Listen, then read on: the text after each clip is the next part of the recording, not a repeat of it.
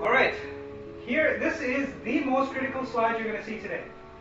If you take away nothing from the rest of this day, this is the slide you should take away in terms of internalization and understanding. So, number one, is this profit margin and amount, is this the number one thing that gets us out of bed in the morning? Most days. Any given day. How much money did you make? How much money did you make? How much money did you make?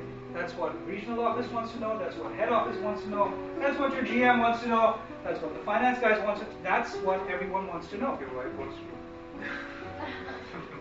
I'm actually very fortunate. My wife only asks me that once a month. Not every day. Otherwise it would become a little tiresome, but you know what I mean, right? We're all focused on profit margin, or the amount of money that our companies make, or our particular responsibility areas indicate. But where does profit margin and amount come from? It comes from shipments. Like how many boxes you physically move out of the factory or out of the warehouse into the retailer, for the most part, because you're not doing direct distribution, you're doing retail distribution, right? But what impacts your ability to ship boxes? It's your strength in the channel. Market share. The higher your market share, the more boxes you can move. Fair? Is everyone with me on this? So if you have a 10% share in a particular channel, you can't ship them 30% of their shipments for the month. They're just going to put up their hand and say, what do you want me to do with this? I have no place for it. Are you going to pay me for warehousing? Although we do know that that does happen sometimes, right? You have the odd trade deal that makes it sweet enough for the retailer to move product from their warehouse, from your warehouse to their warehouse. Get the numbers in the short term. Not necessarily a bad thing, based on reality. But what happens to your shipments in the next month?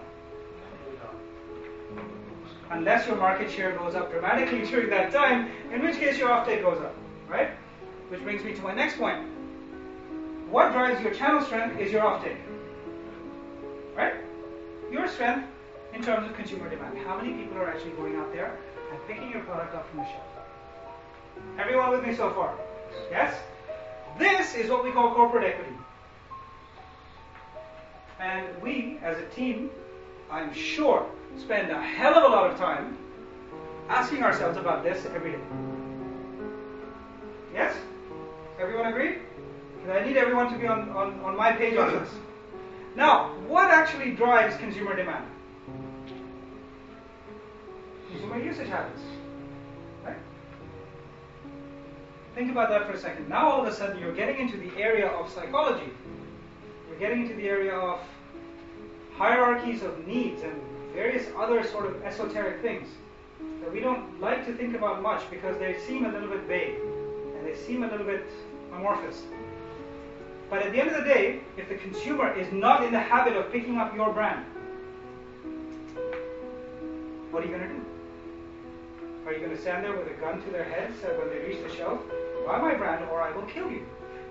I have wanted to do that at points in my life. It doesn't work. Consumers just look at you funny and walk away very fast and call security. So, how do we do that?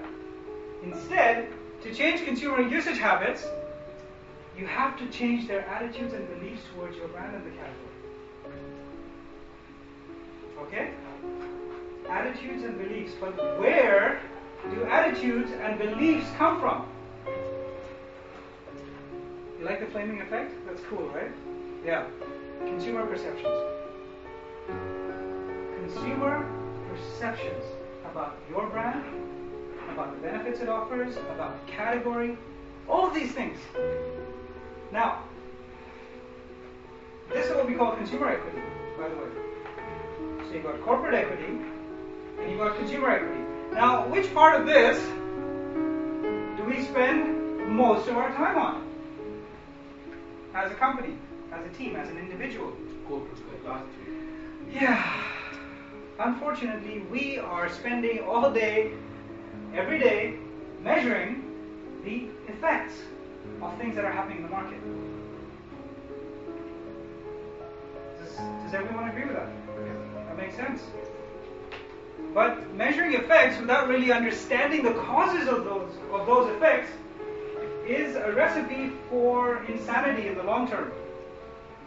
Because you keep measuring the things that are happening as a result of things that you're doing, but you're not measuring the things that you're doing.